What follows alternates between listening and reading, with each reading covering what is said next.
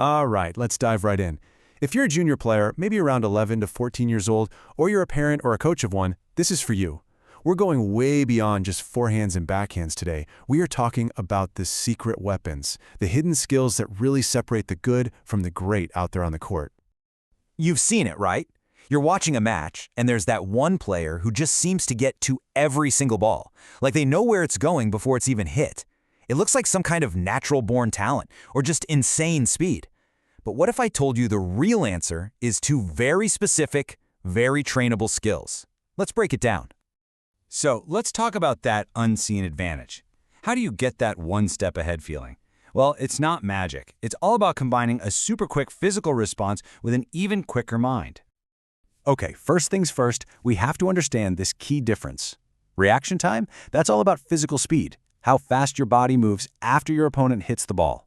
But anticipation, now that's your brain's superpower. It's the art of predicting where that ball is going before your opponent even finishes their swing. It's a total game changer.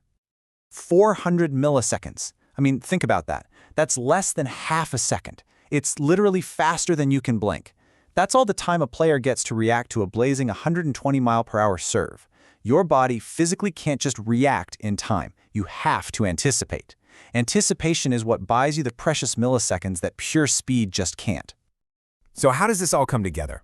Well, scientists have a fancy term for it: perception-action coupling. All that really means is your brain and your body are working in perfect, seamless sync. Your eyes perceive a tiny cue, like a little shift in your opponent's shoulder, and your body automatically executes the right move, almost instantly. It's beautiful. But here's the thing.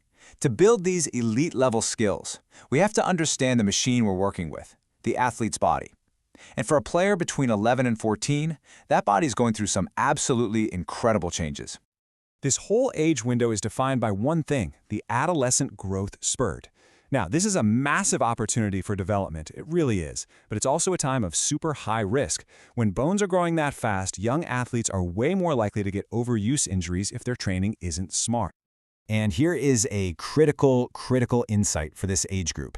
Getting stronger at this age isn't really about building bigger muscles. Not yet. It's all about something called neural adaptations.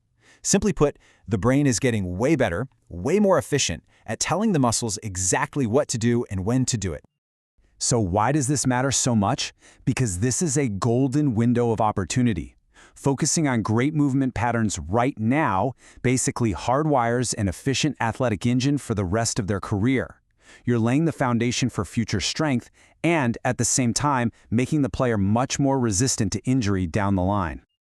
Okay, now that we understand the body's secret blueprint, let's talk about construction.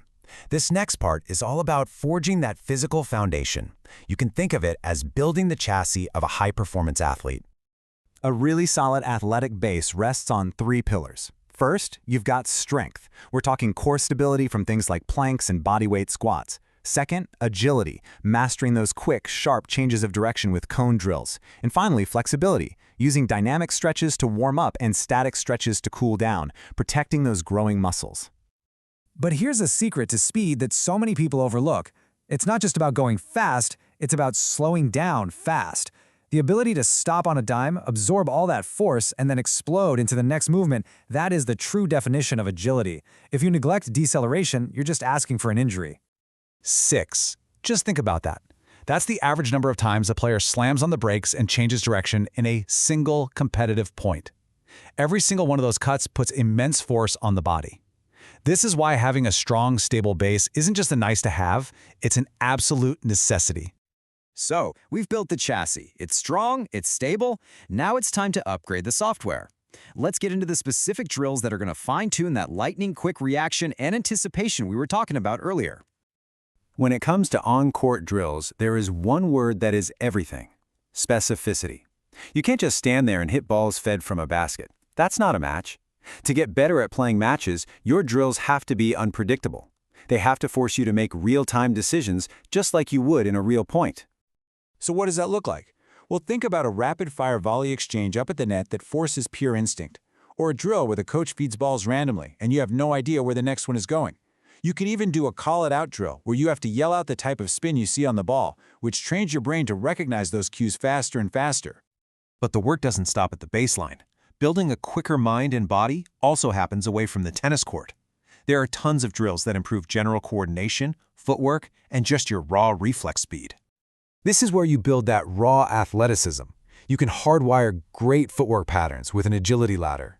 You can train your body to respond to sound or a visual cue with reactive cone drills. And you should not underestimate the power of something as simple as a reaction ball drop, or even cross-training with a sport like table tennis to seriously sharpen those reflexes. And look at this. Just look at the power of one single fundamental habit, the split step. That little hop, timed perfectly as your opponent strikes the ball, can make you 13% quicker to the ball. 13%. Why? Because it preloads your muscles, turning a flat-footed slow start into a dynamic explosion. This has to become second nature, something you do without even thinking. Okay, so we have the science and we have the drills. But how do we actually put all these pieces together into a smart, sustainable plan that builds a player up without completely burning them out? The International Tennis Federation actually lays out a really simple framework. Number 1, specificity. Make your drills feel like a real match. 2, intensity. Train at a competitive level. Get that heart rate up. 3, frequency. Aim for about 3 to 4 focus sessions a week. And number 4, maybe the most important one of all, recovery. Rest is not optional. It's literally where your body gets stronger. At the end of the day, it all comes down to balance. Especially for this age group, about 6 to 10 total hours of training a week is the sweet spot. That's enough volume to see real improvement, but not so much that you're risking burnout or injuring a body that's still growing. We have to remember, this is a marathon, not a sprint.